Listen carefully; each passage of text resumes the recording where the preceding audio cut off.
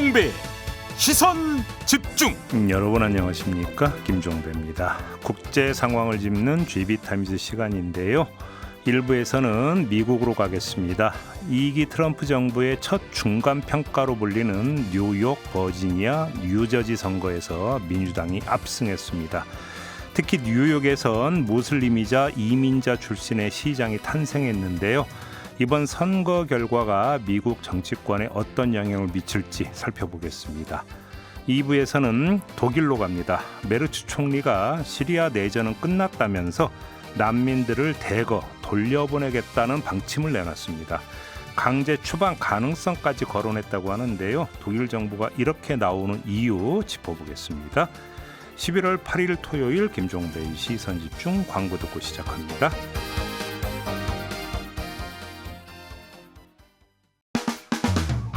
평일에 JB타임즈가 있다면 주말엔 글로벌타임즈가 있다.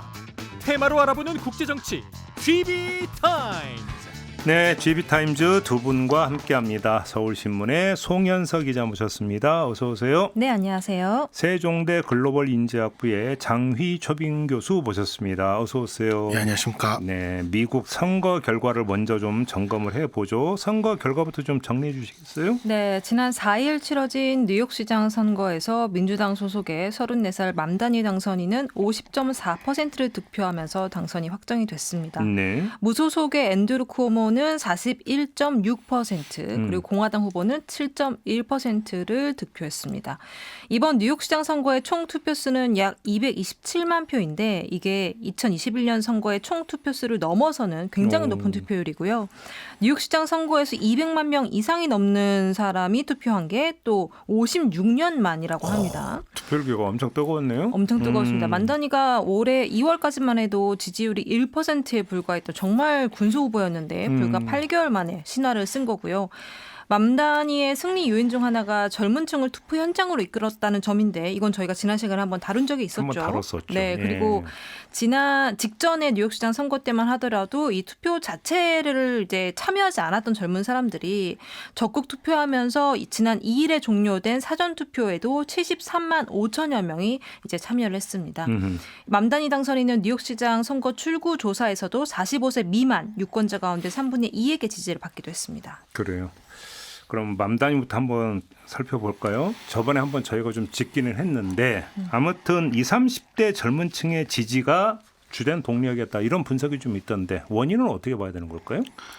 여러 가지가 있겠지만 하나는 이제 선거 운동 스타일, 그러니까 쇼츠나 이런 쇼트폼 비디오를 엄청 잘 만들었어요. 보면은 편집도 잘하고 요즘의 트렌드에 맞게. 그리고 이제 더 중요한 거는 이제 뉴욕 시민이 아니더라도 이제 미국 사람이라면 누구나 알고 있는 맘다니의 정책. 그러니까 정책 대표적인 거는 그 4년 동안 그 주택 임대료를 동결하겠다.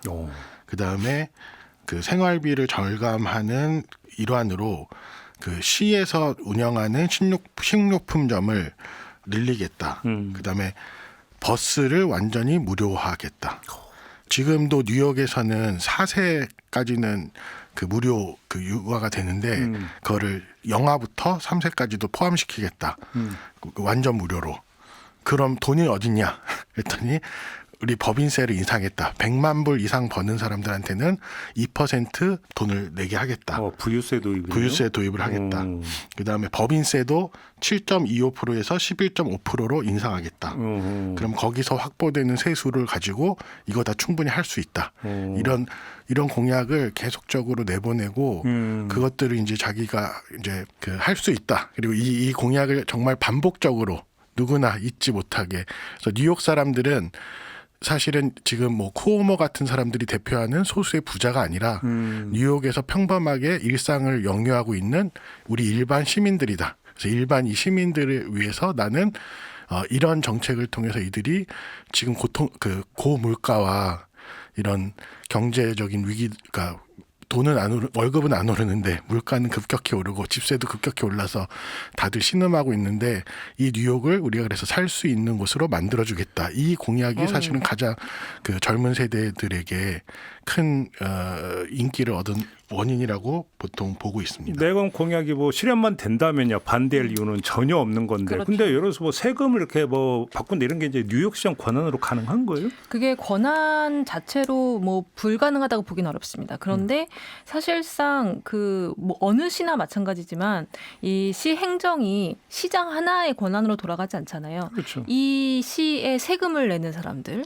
그리고 이 시에 거주하는 주민들이 모두 다 합의할 수 있는 어떤 방안들이 나와야 되는 건데 그래서 월가가 정말 쌍수를 들고 맘다니의 당선을 막으려고 정말 수십억 원을 쏟아부었던 거예요. 당연히 반대겠죠. 근데 반대를 해야 할 수밖에 없죠. 그리고 그 아까 말씀하신 것처럼 재원 자체가 부유세인 거잖아요. 결국은 부자세인 거기 때문에 이렇게 되면 뉴욕의 자본이 모두 유출이 될 거다라고 했지만 결국은 맘다니가 승리한 건 이 뉴요커들은 자신의 생존을 위한 선택을 했다. 왜냐하면 생존 자체가 너무 위협을 받을 정도로 상황이 좋지 않았으니까. 그 정책이 실현 가능한가에 대해서는 사실은 민주당 내부에서도 좀 의구심이 의문을 있죠. 갖고 있어요. 네. 왜냐하면 아까 지금 세금 같은 경우도 그러니까 뉴욕시는 뉴욕주 안에 있거든요. 우리가 좀 헷갈리는데 네네네. 뉴욕주가 훨씬 그렇죠. 크고 뉴욕시가 있는데 뉴욕 주 주지사도 이제 민주당 사람이긴 한데 그 주의회도 통과를 해야 되고 그래서 주의회 의원들이나 민주당 의원들도 그리고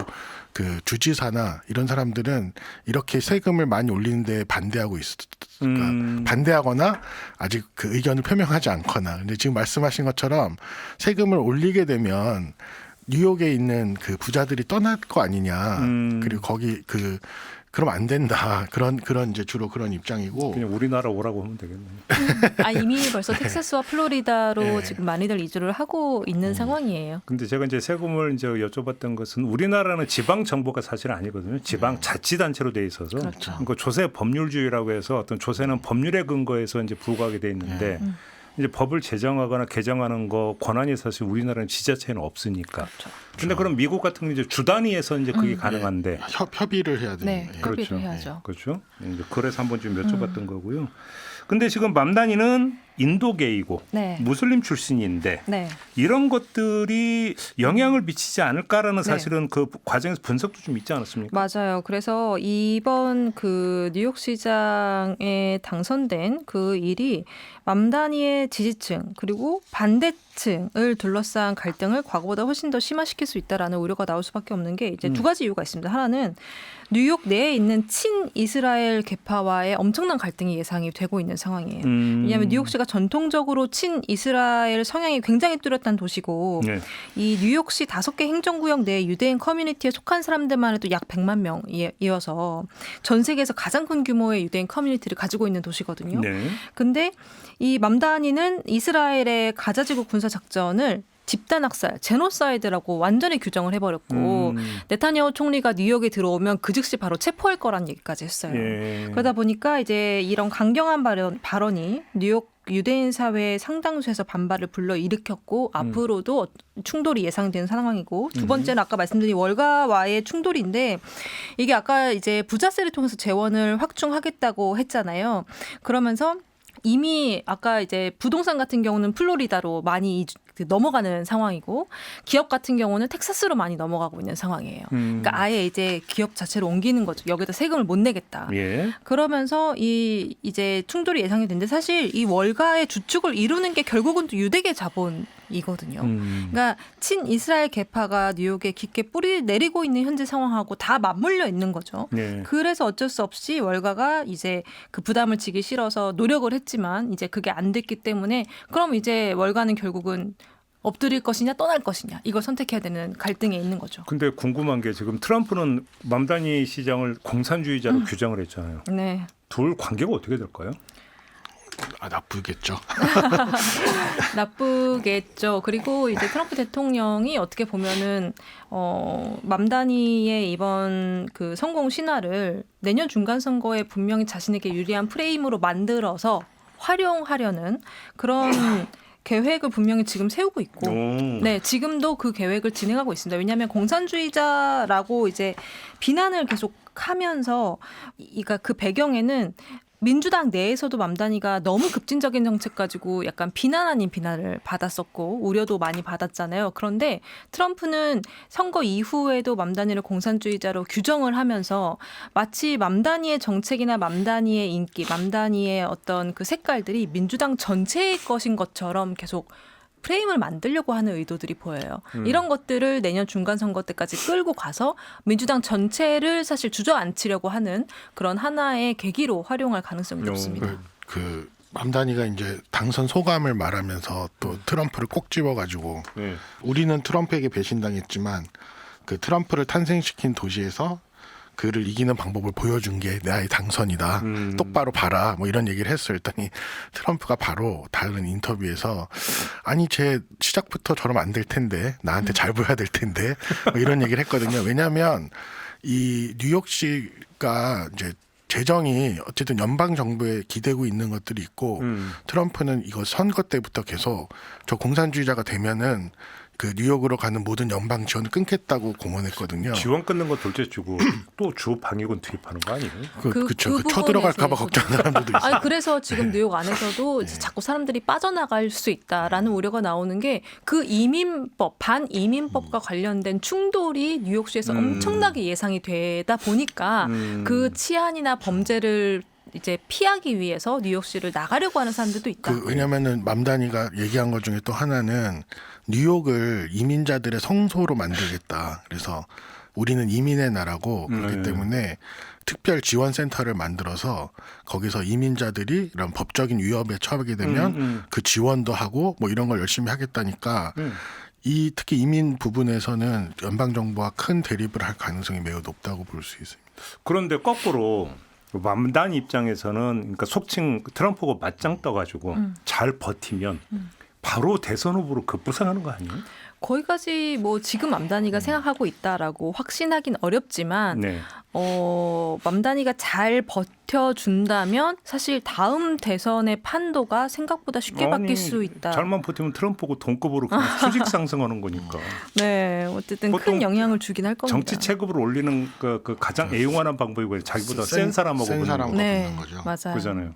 그래서 한번 여쭤봤던 거고. 그 맘다니가 뭐 무슬림이 당선했다는 의미도 있지만 사실 선거에서 자기 이제 이 정체성을 가지고 아주 적극적으로 활용하진 않았어요. 근데 이거를 자기가 무슬림인 걸 숨기지도 않았고 자기는 사회주의자라고 얘기를 하고 다녔고 자기가 인도계라는 걸 계속 이야기를 했지만 네. 그리고 이제 선거 그런 쇼츠 그 선거 영상들을 보면 뭐 그런 할랄 음식점 그 할랄 그러니까 뭐죠?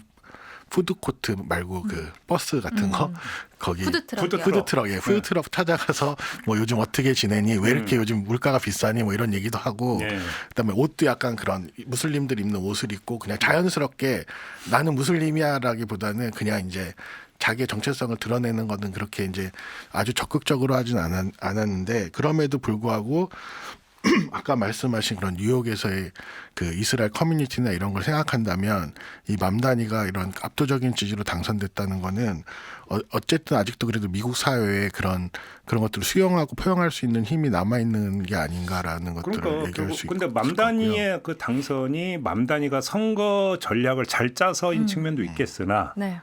트럼프가 싫어서 이 측면도 좀 있는 거 아니에요? 그렇습니다. 근데 제가 생각했을 때는 트럼프가 싫어서도 물론 있어요. 왜냐면은 선거가 이제 11월 4일이었고 바로 전날에 CNN에서 여론조사가 나왔었는데 그때 당시에 트럼프의 부정적 여론이 최고치를 찍은 여론조사 결과가 나왔거든요. 1, 2기를 통틀어서. 근데 그 여론조사 내용들을 보면 왜 트럼프에 대한 부정적 여론이 높냐. 결과적으로는 먹고사니즘에 문제를 끼쳤다 이거예요. 그리고 트럼프가 대선 운동을 할 때에도 그리고 대선 이제 끝나고 취임했을 때에도 미국의 망가진 경제를 살리겠다는 걸 최우선에 두겠다는 사람이었는데 결과적으로 이민, 범죄를 뭐 어떻게든 없애겠다라는 거에 너무 이제 집중했다는 거죠, 트럼프가. 그거에 대해서 불만을 가진 사람들도 물론 있긴 했습니다. 그런데 이번 지선에서 사실 이렇게 민주당 후보들이 압승을 거뒀잖아요. 그거는 트럼프가 이렇게 못한 것도 있지만 민주당이 색깔을 변경한 것도 저는 있다고 보거든요. 어떻게? 그러니까 그동안 민주당은 정치적 올바름. 그러니까 PC를 엄청 강조했어요. 그러다 지난 대선에서 참패를 했고 그 뒤에 정책 노선을 한마디로 변경을 한 거예요. 그래서 뭐 예를 들어서 이 버지니아 주지사에 당선된 스펜버거는 이제 가장 내세웠던 게 살만한 버지니아였거든요. 그러니까 이거는 너무 단순하고 심플한 거예요. 그냥 우리가 먹고 살게끔 잘 먹고 살게끔 해주겠다. 그러니까 결국 민주당도 먹고 사니즘의 이제 문제를 건드리기 시작한 겁니다. 그러니까 반응이 바로 왔고 한마디로 민주당이 이제서야 트럼프가 깔아놓은 그 망가진 경제 안에서 뭔가 숟가락을 얹을 생각을 하기 시작했다는 거예요. 그런 점에서 맘다니의 선거 전략도 그 자기가 사회주의자인 것들을 전혀 드러내지 않으면서도 그러니까 말은 하지만 사회주의라는 그 말 자체를 강조하지 않으면서 이런 정책을 통해서 뭐 그 교통을 무료로 해주겠다. 다 먹고 사는 문제. 그 얘기를 하면서 엄청나게 그 지지를 얻었는데 그런 점에서 막 유럽의 좌파들도 요즘 막 신났어요. 이게 하나의 새로운 방법인가 보다. 아니 그걸 몰랐단 말이야? 그러니까 그게 지금 그러니까 너무 놀랍잖아요. 민주당이 어떻게 보면은 이제서야 우리가 그러면 지금 상황에서 공화당이나 트럼프 대통령이 맞설 수 있는 방법이 이거구나라고 찾은 거거든요. 저는 오히려 그게 더 신기해요. 저도 이게 너무 신기합니다. 이 부분에 대해서 민주당이 그동안 뭔가 그 고집스러운 어떤 것들을 주장해 오다가 이제서야 자기 고집을 좀 꺾어봤더니 되는 거예요. 이걸 아마 내년 중간선거 때 분명히 활용할 겁니다. 그러면 아무튼 버지니아나 뉴저지에서의 어떤 주지사 당선도 결국은 이 먹고 사니즘을 전면에 내세운 게 맞습니다. 주요했다. 이렇게 정리를 한다고 치고 내년에 지금 그 중간선거 있잖아요. 이 흐름이 계속 갈 것인가가 최대의 관심사 아닙니까? 그렇죠. 아까 말씀드린 것처럼 트럼프가 달라질 가능성은 거의 없다고 보여집니다. 관세와 관련해서도 대법원 판결이 지금 예정되어 있지만 이 부분에 대해서도 트럼프는 이거 관세 관련해서 불법이라고 니들이 재판에서 판정을 내려버리면 우리나라 다 망할 거야. 이렇게 얘기하고 있고. 그러잖아. 진짜 대법원에서 판결이 그렇게 나오면 어떻게 되는 거예요? 그러니까 불법이다라고 나오면요. 우리 일단 좀 더 버텨도 되나?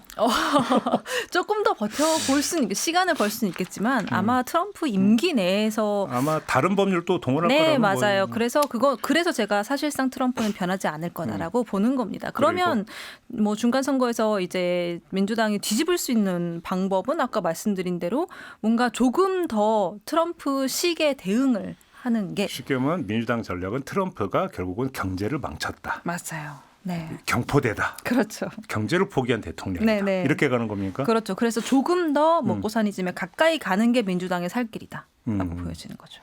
그러면 이길 수도 있다 중간 선거에서.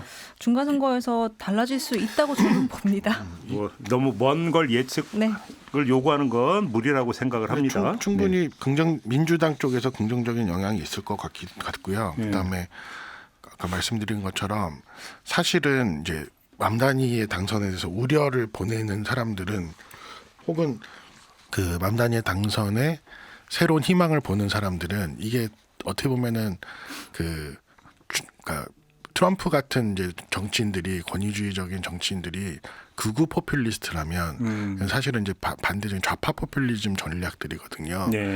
그래서 근데 이게 사실은 상당히 폭발력이 있는 게 사람들이 미국의 어떤 코미디언도 얘기를 했다는데 맘다니가 이걸 다 할 수 있다고 믿기 때문에 뽑는다기보다 그러니까 트럼프가 옛날에 뭐 멕시코랑 우리가 근데 트럼프는 진짜 다 했죠.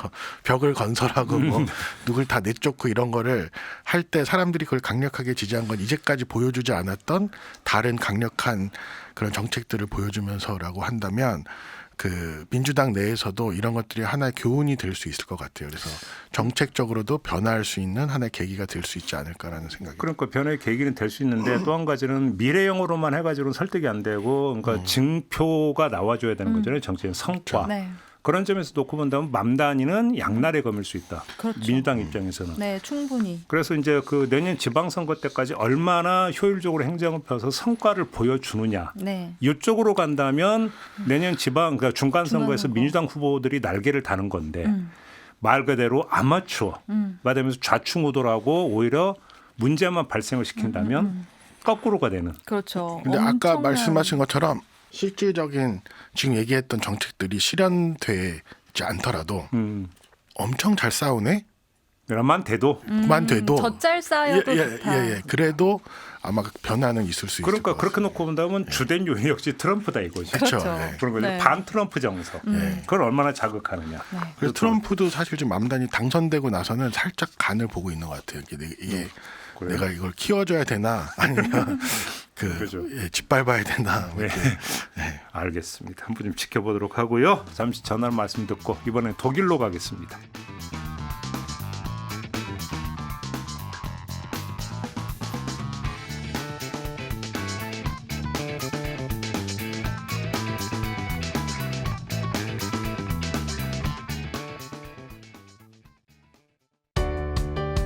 때로는 날카롭게, 때로는 삐딱하게, 그러나 매 순간 섬세하게 시선이 필요한 우리 사회 곳곳을 살펴봅니다. 김종배의 시선집중. 네, 김종배의 시선집중 토요일 코너 GB타임즈 두 분과 함께하고 있습니다. 장희 교수, 송현석 기자 두 분과 함께하고 있는데요. 이번에는 독일 이야기를 좀 해보겠습니다. 독일에 거주하고 있는 시리아 난민만 100만 명? 네. 근데 이들이 추방될 수도 있다고요? 네, 이 메르츠 독일 총리가 시리아 내전이 끝났다는 이유로 난민들을 모국에 대거 돌려보낼 방침을 밝혔거든요. 자발적으로 돌아가지 않는 사람은 강제로 추방하겠다는 경고도 내놨습니다. 그러니까 좋게 표현하면 난민들이 자발적으로 귀국해서 국가 재건에 참여할 걸 기대한다라고 이야기했는데 사실상 더 이상 당신들이 독일에 망명할 이유가 없으니까 내보내겠다라는 거거든요. 이미 독일 정부가 그 시리아 임시 대통령을 초청을 했어요. 그래서 네. 범죄자 송환 문제부터 시작해서 종국에는 난민들을 모두 시리아로 되돌려보내는 방안을 논의할 것으로 보입니다. 시리아인이 독일 내 전체 망명 신청자 중에서 22%를 차지해요. 우크라이나인이 31%인데 이제 두 번째로 많은 숫자입니다. 이게 2015년 당시에 메르켈 총리가 당시 총리가 포용적인 난민 정책을 펼치면서 시리아 난민이 이제 급증했고 그게 현재 상황, 그러니까 약 100만 명에 이르는 시리아 국적자가 독일에 거주하게 되는 상황으로 이어졌습니다. 근데 유럽 모든 나라 중에서 독일이 가장 난민들에게 문을 열었던 좀 개방적이었던 나라 아니었나요? 맞습니다. 어떻게 하다 이렇게 됐나요, 근데? 그러니까 메르켈 때 되면서 이거를 그러니까 사실 난민은 그 유엔 인권 헌장이 처음 만들어질 때부터 아주 기본적인 인권으로 국가들이 받아줘야 되는 걸로 했었죠. 근데 네. 그 메르켈 때부터 이제 독일의 어떤 도덕적인 유럽에서의 도덕적인 지위가 중요하다라고 하면서 사실 난민에 대해서 거의 무제한적으로 받겠다고 했던 국가고, 근데 그러다 보니까 그 시리아 난민들이 유럽으로 많이 오게 됐는데 유럽은 이제 쉥겐 조약이 있으니까 난민들이 독일로만 가는 게 아니라 여러 군데로 분산이 되거든요. 그러니까 난민 수용이 힘들다고 생각했던 이제 동유럽 국가들 같은 경우에는 이제 난색을 표명하고 국경을 잠갔고, 네. 그리고 독일 같은 경우에 이제 가장 많은 지금 난민이 현재 거주하고 있는 상황입니다. 그래요. 근데 메르츠 총리가 이렇게 나선 이유는 또 정치적 배경이 있는 겁니까? 네, 아무래도 지금 독일 안팎에서 현재 상황을 뭐라고 얘기하냐면 메르켈과 메르츠의 싸움이라고 표현을 하거든요. 그래요? 왜냐하면 2015년에 당시 메르켈 총리가 이제 시리아 난민들을 막 받아들였잖아요. 그래서 정말 유럽 내에서도 놀랄 정도로 이제 정말 포용적으로 받아들였는데 이게 10년이 지나면서 뭐 사회적 갈등이나 치안이나 뭐 정치적 양극화를 굉장히 가중시키는 어떤 하나의 요소가 됐고 이게 결국 민생으로 되돌아오면서 정치권에서 이걸 의식하지 않을 수 없는 상황이 된 거죠. 네. 이런 상황에서 왜 메르켈과 메르츠의 싸움이다라고 얘기하냐면 사실 그 메르켈과 메르츠가 나이도 비슷하고요. 두 사람 다 같은 시기에 정치 활동을 했었는데 저희가 이 메르츠 현재 총리가 되기 전에는 사실 아무도 잘 몰랐던 게 메르켈 당시 총리가 꽉 잡고 있으면서 메르츠를 세상에 안 내놨거든요. 그러니까 정치권에 올라오지 못하게 메인 무대에 굉장히 막아낸 역할을 했어요. 누르고 있었네. 엄청나게 누르고 있었죠. 그러다가 메르켈이 물러나니까 드디어 이제 메르츠한테도 기회가 온 거였어요. 네. 그러면서 들어오자마자 마치 과거의 유물들을 치우듯이 메르켈의 유물들을 치우듯이 난민들에 대한 포용적인 정책을 했던 메르켈의 이런 것들을 지금 다 뒤집어 엎기 시작한 겁니다. 이름은 비슷한데 성향은 완전히 다른 거예요. 완전히 다르죠. 어느 당 소속이에요? 둘 다 같은 그 기독당 소속이거든요. 네, 기독민주당 당원이에요. 둘 다. 그런데도 같은 당원 그리고 비슷한 나이대라는 거 말고는 사실상 공통점이 많지 않은 두 인물이고 그리고 뭐 현재 시점에서 봤을 때는 연립정부 안에서도 어떤 갈등이 있었어요. 왜냐하면 독일 그 외무장관이 지난달에 시리아를 직접 다마스쿠스에 갔다 와서 내가 직접 가서 보니까 시리아는 인간답게 살기가 불가능한 곳이다. 이렇게 이야기를 합니다. 그러면서 난민을 조기 귀환시키는 거에 대해서 굉장히 부정적인 입장을 내놨지만 네. 반대로 메르츠 총리가 속해 있는 뭐 기독민주당이나 기독사회당 이런 연합에서는 애초에 연립정부 꾸릴 때 우리가 정부가 시리아 난민 송환 추진하기로 했던 거 아니냐. 근데 왜 이제 와서 다른 얘기를 하려고 하냐라면서 예정대로 빨리 조기 귀환시켜야 된다라고 이제 압박을 넣고 있는 그런 연장의 상황이죠. 조건 중에 하나였다. 맞습니다. 그래요? 이 시리아 난민 사태가 유럽 전체의 문제이기 때문에 뭐 스웨덴도 2019년부터 자발적 송환을 이제 얘기해 왔고 노르웨이나 네덜란드 이런 얘기를 했는데 이게 이제 그 난민 협약에도 난민이 발생했던 원인이 사라지면 돌아갈 수 있다라는 조항이 있고 협약에 그런 조항이 예, 있어요? 협약에 그래서 이제 뭐 근데 강제 소환은 안 되는 거죠. 그래서 본인이 원하면 본인이 원하면 가고 그게 완전히 그 돌아갔을 때 이 사람이 떠날 때 있었던 그런 모든 위협이 사라졌다고 인정이 됐을 때는 갈 수도 있지만 지금 이제 근데 독일 정부 같은 경우에는 우리가 너네가 자발적으로 안 가면 강제로 보낼 수도 있다고 이런 얘기를 해서 네. 사실은 뭐 인권단체나 이런 데서는 지금 엄청나게 반발하고 있어요. 그러니까 이게 강제 송환은 어떤 경우에도 그거는 불가능하다. 그래서 이게 실제로 실현될 가능성은 많이 없는 것 같고. 아, 그래요? 오히려 이거는 이제 선거를 앞두고 이제 약간 좀 선거에 사용하기 위해서 강한 제스처를 보여주는 게 아닐까. 이것도 선거용이라는 겁니까? 저는 그렇게 생각을 합니다. 선거에 굉장히 조금 연관이 있다고는 보여지는 상황이고 어떤 선거가 있는데? 내년에 그 지방선거가 있거든요. 5개 주에서 지방선거가 있는데 지금 이전에 저희가 한번 다룬 적이 있었던 것 같은데 그 극우 정당인 독일 대한당이 있잖아요. 독일 대한당이 정말로 정권 잡을 뻔했거든요.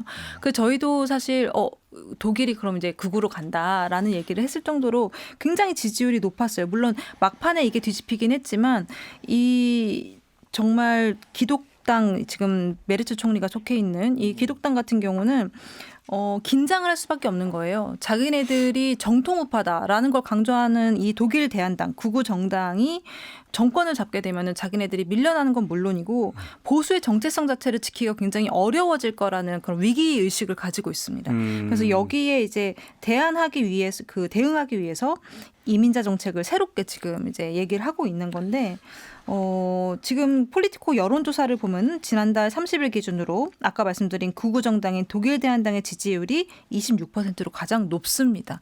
누가 진짜 보수냐, 정통 보수냐를 두고 다투는 상황.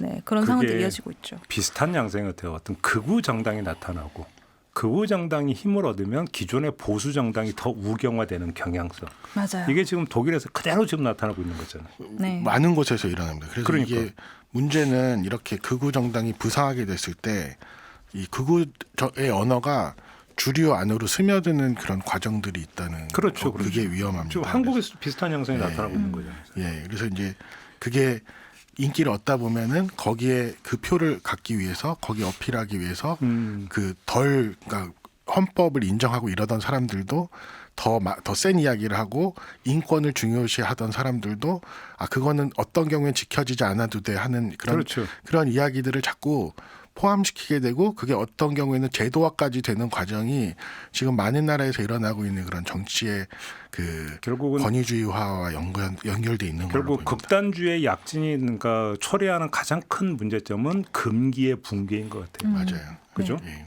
맞습니다. 그것이 지금 이제 독일에서도 지금 나타나고 있다라는 거고, 근데 이제 이렇게 나타나는 건데 이제 명분은 난민들로 인한 여러 가지 문제, 예를 들어서 네. 뭐 범죄의 증가라든지 그렇죠. 주택난. 복지 비용의 증가라든지 뭐 이런 것들입니까? 그러니까 네, 그 실제로 독일의 도이치뱅크 연구소 연구 결과를 보면 불법 체류자와 난민의 사회 보장비 그리고 행정 비용이 연간 우리 돈으로 수십조 원에 달한다라는 게 있어요. 그러니까 뭐 내년 지방선거가 꼭 아니더라도 지난 10년 동안 난민들을 적극 받아들이면서 생긴 아까 말씀하신 그런 문제들에 대한 비용이 굉장히 누적이 되어 있어서 정부 입장에서는 더 이상 대규모 난민을 받아들이기 어렵다라는 게 이유 중에 하나일 수 있고 또 하나는 유럽 전역으로 봤을 때는 우크라이나 전쟁도 상당한 영향을 미쳤습니다. 그러니까 2022년 2월에 우크라이나 전쟁이 발발하기 전까지는 독일을 포함해서 유럽 전역에서 난민과 관련된 부정적인 여론은 언제나 있었지만 그게 지금처럼 아주 강력하게 강제 송환까지 나올 정도는 강제 추방까지 나올 정도는 아니었는데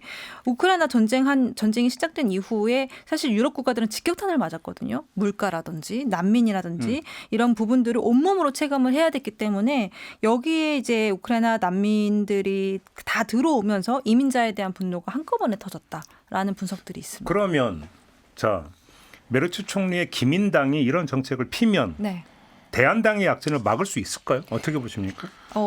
이게 두 가지 측면이 있는데 하나는 확장세를 극우 정당의 확장세를 억제하는데 분명히 어떤 영향을 줄 겁니다. 도움은 줄 거예요. 왜냐하면 독일 대한당이 난민 강경 반대를 하고 또 추방을 이런 핵심 공약으로 내세우면서 사실 정말 올해 총선에서 득표율을 2배 이상 끌어올리는 데 성공을 했거든요. 네. 그렇기 때문에 이 정부가 이와 비슷한 정책을 내놓으면 결과적으로는 그 극우 정당, 독일 대한당의 표를 조금 흡수하거나 이들이 세력을 확장하는 걸 막는 데 일부 도움은 될 수 있는데 장기적으로 봤을 때는 이게 단순히 독일 대한당을 견제하는 역할만은 하지 않을 것이다. 아까 말씀하신 것처럼 오히려 이 극우 정당을 이제 불태우는, 그러니까는 뭐라고 그러죠? 에너지를 주는데 도움이 되는 그런 방향으로 갈 수도 있다라는 예측들도 훨씬 많습니다. 그리고 이 논의가 난민을 어떻게 할 건지의 논의가 중심의 의제가 돼버리면 사실은 극우 정당이 더 유리할 수밖에 없어요. 그러니까 그렇죠. 그 일반적인 보수 정당은 어쨌든 그래도 어느 정도 선을 갖고 있는 거고 그렇죠. 극우 정당들은 그 선을 지키지 않고 끝까지 다 말을 하기 때문에 실제로는 아까 지금 그 송현석 기자님 말씀하신 것처럼 이런 정책을 함으로써 그 극우당을 견제하려는 의도가 있지만 실제로는 논의의 틀이 극우 정당이 만들어놓은 틀 안에서 논의를 할 수밖에 그렇죠. 없기 때문에 사실은 대한당의 힘을 꺾기에는 오히려 그렇죠. 좀 역부족이 아닐까라는 생각이 이 듭니다. 정책이 갖고 있는 특성이 정답도 없고 오답도 없다라는. 네. 그게 사실 정책이 갖고 있는, 왜냐하면 정책은 가장 기본적으로 시뮬레이션이기 때문에 이렇게 하면 이렇게 될 것이다라고 네. 하는 거. 예측 게임이기 때문에 정답과 오답이라는 게 칼로 무자라도 딱 구획이 되는 건 아닌데 네. 그러다 보면 정책 논쟁은 선명한 주장을 펴는 쪽일수록 오히려 유리해지는 거죠. 원래 그렇죠. 정책 논쟁이라는 게 원래 그런 거잖아요. 네, 그래서 그거를 실예로 설명을 해보면 난민을 지금 내보내겠다고 하고 있어요. 근데 난민을 내보내려면 난민과 이민자에 대한 부정적인 이미지를 굉장히 강화시켜야 되는 거잖아요. 이렇게 되면 이게 바로 독일 대한당 극우 야당이 원했던 그 이미지인 거예요. 그럼 이 이민자와 난민은 나쁜 범죄를 일으키고 세금을 갉아먹는 사람이라는 프레임을 써야 되고, 근데 이게 오히려 극우 정당이 해야 하는 주장을 지금 기동민주당이 메르츠 총리가 대신해 주는 거나 마찬가지이기 때문에 이 프레임 안에서 빠져나오지 못한다 그러면 결과적으로 가장 센 걸 주장하는 사람이 가장 큰 힘을 얻게 되겠죠. 그렇죠. 네. 그리고 이제 독일이 전통적으로 독일의 이제 이민 정책이 이제 메르켈이 우리 다문화주의가 이제 실패했다라고 선언을 했었는데 이게 한국에서 다문화주의가 좀 이상하게 이해가 되고 있어서 사실 그게 정확히 무엇인지를 잘 이해를 못하는 것 같아요. 근데 다문화주의는 이제 자유주의에서 얘기한 다문화주의가 있는데 그거는 저번에 미국의 전쟁 장군이 나와서 뭐 수염 기르면 안 된다. 헤그세스가 얘기한 것처럼. 근데 그 중에 이제 그 시크 교도나 이런 사람들은 그 시크 교도의 전체에게 수염 기르는 권리를 줄까? 걔네가 터번을 쓰고 모자 대신에 쓰게 해줄까? 이게 사실 다문화주의의 논의거든요. 집단의 권리. 근데 독일의 다문화주의는 또 그거랑 다르고 독일의 다문화주의는 그때 참 그 자진해서 감옥 간 사람 얘기 우리 했던 거 기억나요? 네, 그렇죠. 맞아요. 그 성별을 바꾸고. 네. 네. 그래서 독일의 다문화주의는 그거보다는 우리나라도 지금 독일의 이민법을 많이 따라했는데, 그러니까 게스트 워커 정책이에요. 그래서 노동자들을 주로 그때 터키에서 많이 받았는데 외국인 노동자를 받으면 얘네는 잠깐만 있다 가는 애들이고, 그래서 가족도 부르면 안 되고 몇 년 동안 기간을 주고, 그리고 너네 어차피 와서 일만 할 거니까 독일어 배울 필요 없고 너네 하고 싶은 대로 하고 너네 종교 믿고 너네 먹고 싶은 거 먹고, 그게 다문화주의였거든요. 근데 독일 메르켈이 그게 실패했다고 한 얘기는 그렇게 법적으로 제한을 둠에도 불구하고 계속해서 여기서 오랫동안 사는 사람들은 이민자들은 생겨나고 그 이민자들이 어떤 그런 자기들 커뮤니티를 형성하면서 거기가 이제 범죄 지역이 되고 이 사람들은 독일에서 몇십 년을 살아도 독일어도 못하고 이렇게 분리돼서 하층 사람들이 된다는 그런 문제가 있는 거죠. 그래서 이제 독일은 사실은 그 90년대, 2000년대부터 사실 이런 이민자 문제들, 그러니까 완전히 이류 시민화된 이민자 문제들이 계속 있었고 그게 사회적 문제로 컸는데 거기다 난민까지 대규모로 받아버리니까 네. 지금 이런 것들이 복합적이 되면서 그 내부에 반이민적인 극우 세력들이 등장하게 되는 큰 배경이 된 거고. 근데 그러면 아무튼 그 독일 주변국들은 예의주시하겠는데요. 이게 어떻게 되느냐에 따라서 자기들도 숟가락 얻느냐 마느냐가 달라지는 거잖아요. 그렇죠. 영국이나 프랑스 같은 다른 유럽연합 국가들도 이 시리아 난민에 대해서 망명 신청을 아예 제한하거나 중단하는 방침을 공통적으로 지금 내세우고 있기는 합니다. 근데 여기에서 이제 레바논이나 튀르키예처럼 시리아하고 인접해서 시리아 난민을 가장 많이 수용할 수밖에 없었던 나라들이 지금 이 독일의 난민 송환 정책을 굉장히 반기고 있는 그런 상황이고 선례가 생겼으니까 이제 같은 이유로 난민들을 더 이상 받지 않을 수 있을 거라고 기대를 하는 거죠. 따라가면 되니까. 네, 그리고 심지어 유럽에서 최초로 대규모로 시리아 난민을 받았던 국가가 영국인데 네. 영국도 지금 시리아 과도 정부하고 직접 관계를 맺고 있습니다. 네, 직접적으로 거기를 일종의 국가로 인정을 하는 거죠. 그러면서 당연히 과도 정부 입장에서는 각국에 있는 자기네들 국민들을 다 불러오고 싶을 거 아니에요. 그러니까 시리아 이제 망명 신청을 중단해 달라라고 이제 시리아 쪽에서도 과도 정부 쪽에서도 요청을 했고 영국이 그걸 받아주는 겁니다. 프랑스 같은 경우에는 이 시리아 내전 종료를 전제로 해서 난민 망명 신청을 제한하고 있고 여전히 그 독일하고 비슷한 그런 난민 귀환을 유도하는 정책을 펴고 있는데 중요한 건 여전히 유엔은 시리아가 대규모 난민 복귀를 소화할 수 있을 만한 능력이 되지 않는다고 판단하고 있어요. 그럼 아까 교수님이 말씀하신 것처럼 유럽 국가들은 보내면 안 됩니다. 이 강제로 송환하는 건 당연히 안 되는 거고 이 자국으로 돌아가라는 어떤 그런 정책 자체도 지금은 쓰면 안 되는 겁니다. 그런데 지금 독일이 선두에 서서 지금 이거를 이끌어가고 있는 상황입니다. 그러면 지금 송 기자가 잠깐 말씀해 주신 그러니까 시리아 정부는 어서 오세요라고 하는 입장인 거예요? 시리아 정부는 지금 다 어떻게든 끌어모으려고 하는 입장이 굉장히 왜? 강합니다. 왜냐하면 정부가 세워졌잖아요. 물론 과도 정부긴 하지만. 그런데 내 나라가 분명히 있는데 내 국민들이 여기 안 들어오려고 하는 이 상황을 두고 국제사회가 그러면 이 시리아 과도 정부를 실제 국가라고 인정을 해주겠습니까? 그렇기 때문에 당연히 우리나라는 지금 밖에 나갔던 난민들이 다시 돌아올 정도로 회복이 된 나라야라는 거 보여줘야 국제사회에서 시리아가 과도 정부가 아니라 진짜 정부로 인정받을 수 있기 때문에 지금은 난민들을 다 불러오려고 하죠. 난민 당사자들의 입장은 어때요? 뭐 사람마다 다를 텐데 네. 뭐 이렇게 인터뷰가 많지는 않은데 보면 어쨌든 아직은 자기들이 돌아갈 수 없다라는. 왜냐하면 지금 이미 생활 기반을 다 잃은 채로 나와 있기 때문에. 그렇죠. 그리고 지금 독재 정부가 물러나고 새로운 임시 정부가 들어오긴 했지만 여전히 내전이 완전히 끝난 상태가 아니고 네. 아까 그 독일 외무부 장관이 가서 봤듯이 뭐 남아 있는 게 아무것도 없어서 돌아간다고 해서 지금 자기가 그 메르츠는 좋게 다시 당신들 이제 안정이 됐으니 돌아가서 국가 재건에 힘쓰세요라고 말하지만 그게 국민의 권리다. 예. 그 반드시 해야 되는 의무다라고 얘기를 합니다. 네, 근데 가서 지금 가면은 다시 내일 먹을 걸 걱정해야 되는 상황이기 때문에 그렇죠. 쉽게 돌아가려고 하지는 않을 걸로. 거기다가 뭐 독일 생활이 하루 이틀도 아니잖아요. 네. 그럼 또 독일에서 어떤 정착을 하면서 가졌던 기반도 있는 거잖아요. 네, 그리고 그 독일로 망명을 갔던 시리아 여성이 있고 아주 어린 자녀들을 데리고 4년에 걸쳐서 이제 독일로 들어간 여성의 인터뷰를 봤는데 그 안에서 독일어도 못했고 처음에는 아이들도 너무 어렸고 우리가 뉴스에서 많이 봤던 그 배를 타고 들어가는 그 과정을 통해서 들어가면서 목숨을 잃을 뻔도 했고 독일에 간신히 도착해서 이제 자리를 잡았는데 그렇죠. 여기서 다시 아이들을 데리고 돌아가라 그러면 어느 누가 사실 그거를 상수 들고 와 나 이제 고국에 돌아갈 수 있어 하겠습니까? 이제 그런 부분이 어려운 거고 그리고 지금 과도 정부가 들어선 상태이긴 한데 이 과도 정부가 과거에는 국제사회에서 무장단체로 분류됐던 쪽이에요. 그러니까 사실 뭐 본인들은 더 이상 우리는 이제 그런 무력으로 뭔가 사람들을 제압하지 않는다라고 하면서 우리를 진짜 정부를 인정해줘라고 하지만 아직까지도 정상 국가를 운영할 수 있는지에 대한 능력은 조금 더 지켜봐야 되는 상황이기도 합니다. 알겠습니다. 아무튼 이제 독일 얘기를 쭉 했는데 아까 잠깐 이야기를 했지만 근데 문제가 이게 선거에서 난민 문제가 주된 이슈가 되어버리고 이게 인접 국가로까지 만약에 간다면 유럽 전역에서 이른바 극우 정당에 이게 밑밥을 깔아주는 결과를 빚게 되는 거 아닙니까? 아니, 이미 이 난민 문제로 많은 국가들이 어려움을 겪고 있기 때문에 네. 뭐 예를 들면 스웨덴 같은 경우가 대표적인데 스웨덴은 인구 자체가 워낙 작아서 난민을 받았더니 거의 인구 10% 가까이 받아버린 거예요.